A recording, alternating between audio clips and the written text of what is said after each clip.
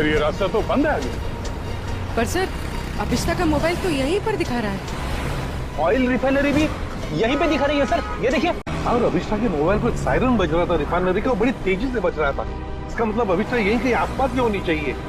कोई और रास्ता है क्या, देखो जरा। नहीं सर, और तो कोई रास्ता नहीं है। देखते हैं। कहीं ऐसा तो नहीं कि किसी ने जानबूझकर रास्ता बंद कर दिया? देखो जरा। नहीं सर, रास्ता जबरदस्ती बंद किया गया है। आगे रोड खुला है। तो फिर दया छोड़ दो इसे। तो मोबाइल यहीं पर है सर, अभिष्टा का मोबाइल यहीं पर है। सर आप दूसरी हवेली? एक जैसी दो हवेलियां, ये कैसे हो सकता है सर? कहीं ये भूल भुलैया तो नहीं है? देखते हैं। कहीं ऐसा तो नहीं कि किसी ने जानबूझकर रास्ता बंद कर दिया? देखो जरा। नहीं सर, रास्ता जबरदस्ती बंद किया गया है। आगे रोड खुला है। तो फिर दया छोड़ दो इसे। तो मोबाइल यहीं पर है। अभिष्टा कॉलेज के एग्जाम्स में तुम फर्स्ट आना चाहती थी, लेकिन विधि फर्स्ट आ गई और इसीलिए तुमने विधि को मार डाला ताकि स्कॉलरशिप तुम्हें मिल जाए। मैंने एक खास जगह जाकर विश मांगी थी, उसी की वजह से विधि की जान चली गई। तो जरा हमें भी बताओ। ठाकुर बलदेव की पुरानी हवेली में बलदेव भवन। मेरा यकीन की सर, हवेली के पीछे की तरफ एक छोटी सी सीढ़ी मिली है, लेकिन पूरी तरह से टूटी हुई है। जैसी सीढ़ी ये बता रही है वैसी तो हो ही नहीं सकती। सर, इस तरफ तो कोई सीढ़ियां है नहीं। आओ अभिष्टा, देखो देखो तुम्हारी सीढ़ी। किसने कहा था तुम्हें यहाँ इस हवेली में आने के लिए? तांत्रिक मिश्का ने। उसने कहा था कि इस हवेली में अपनी आंखों में पट्टी बांधकर जो भी विश मांगोगी वो पूरी होगी। Shop number 108। ये तो कोई कोकाली इन्वेस्टमेंट का। पक्का अभिष्टा ने एसी ऑफिस के बारे में बताया था। हाँ सर, उसने एड्रेस तो यही दिया था। रामू जल्दी करो, हमें शाम तक ये सब खाली करना है। Excuse me. जी कहिए। यहाँ इस दुकान में किसी मिश्का नाम की तांत्रिक का ऑफिस था, कहाँ गया वो? मिशिका से कुछ काम है आपको? जी, आप मिशिका के फ्रेंड हैं या क्लाइंट? हम सीआईडी से हैं। सीआईडी? अरे सर, कल ही मैंने मिशिका और उसके हस्बैंड प्रमोद की पुलिस में रिपोर्ट करवाई है। सर, कुछ पता चला उनके बारे में? आप कौन है? सर, मैं इस दुकान का मालिक हूँ, रमेश। पर आपने मिश्का के खिलाफ रिपोर्ट क्यों लिखवाई? अरे सर, 2 हफ्ते पहले मैंने प्रमोद को ये दुकान भाड़े पे दी थी और उसने कोकाली इन्वेस्टमेंट का ऑफिस भी खोला था। और सर, मुझे अगले शनिवार को भाड़ा और डिपॉजिट देने का वादा भी किया था। आप उन्हें जानते थे कि बिना डिपॉजिट और किराए के आपने ये दुकान उन्हें भाड़े पर दे दी? नहीं मैम, मैं तो उनकी मीठी मीठी बातों में आ गया था, लेकिन परसों मैं घूमते हुए यहाँ पे आया तो मैंने देखा कि उसकी बीवी ने ऑफिस में एक तांत्रिक का तामझाम लगा रखा है और ये साइन बोर्ड भी लगा रखा है।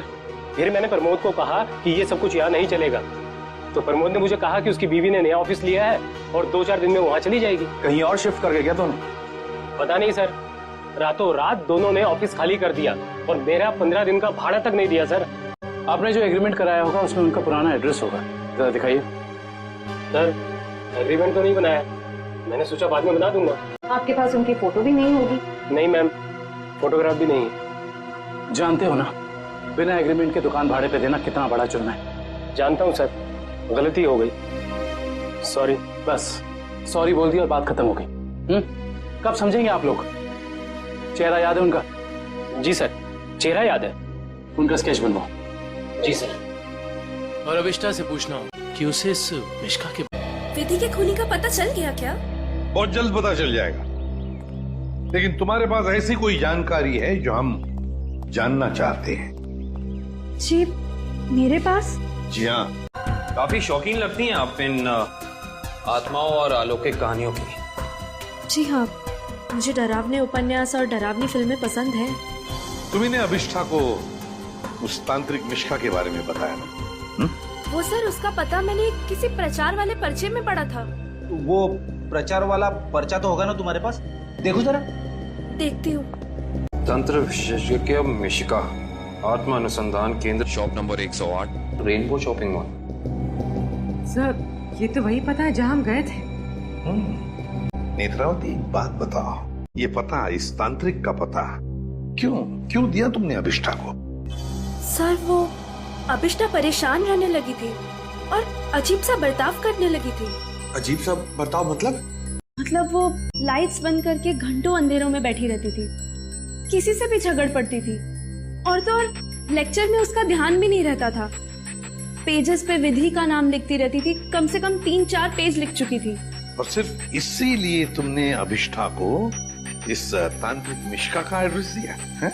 नहीं सर, तंत्र मंत्र में तो मैं भी विश्वास नहीं रखती हूँ, लेकिन मुझे लगा शायद इससे उसका ध्यान बढ़ जाएगा और अपनी इस हालत से वो बाहर आ पाएगी। हाँ, लेकिन वो इन सब चीजों से बाहर आने की बजाय इन सब से जुड़ती चली गई। सच कहूँ तो अगर मुझे पता होता कि इन सब का नतीजा विधि की मौत है तो मैं उसे ये सलाह कभी नहीं देती। ठीक है, अगर जरूरत पड़े हम तुमसे फिर मिलेंगे। अभिष्ठा जी हमें तुम्हारा रूम चेक करना है। चलिए। चलो कमरे की अच्छी तरह से तलाशी ले लो। क्या है ये सब तुमने बनाई?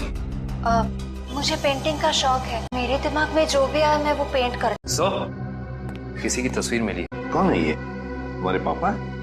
जी, मगर कुछ साल पहले ये गुजर गए। मेरे चाचा चाची ने मुझे पाला है। इनफैक्ट कॉलेज और हॉस्टल का खर्चा भी वो ही देखते हैं। सर, हाँ? ये दवाइयाँ मिली। कैसी दवाइयाँ हैं ये? वो मेरा सर बार बार दुखता है तो ये उसी की दवाई है। ये देखिए, ये दवाइयाँ तो किसी साइकियाट्रिस्ट ने प्रिस्क्राइब की हुई है। सर ये जरूर हमसे कुछ छुपा रही है। सर उस तांत्रिक मिश्का और उसके पति का पता नहीं चला अब तक। ठीक है, पहले इस साइकियाट्रिस्ट से मिलते हैं और पूर्वी अभिष्ठा पर कड़ी नजर रखो। Excuse me doctor.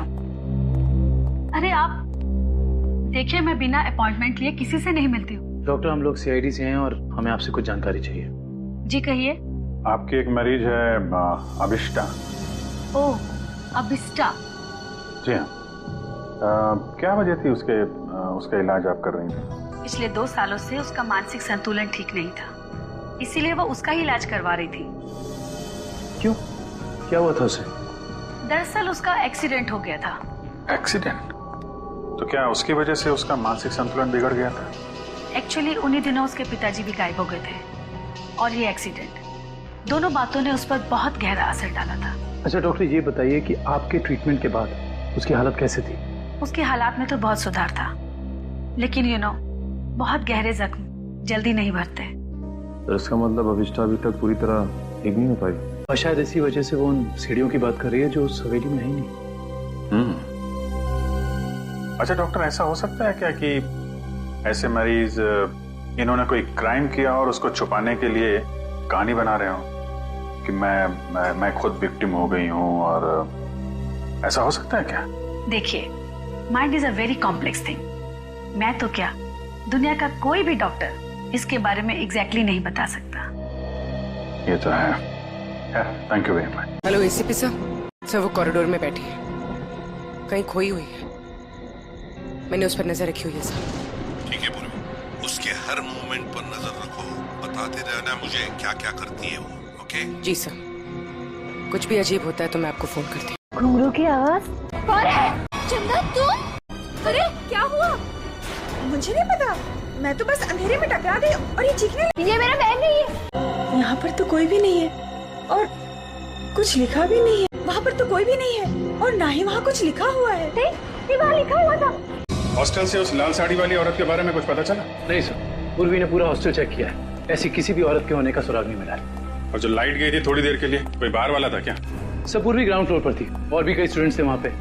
ऐसे किसी का मेन स्विच ऑफ करके गायब हो जाना इतना आसान नहीं हो सकता। और जो दीवार पे लिखा था खून से, उसके बारे में क्या बताया?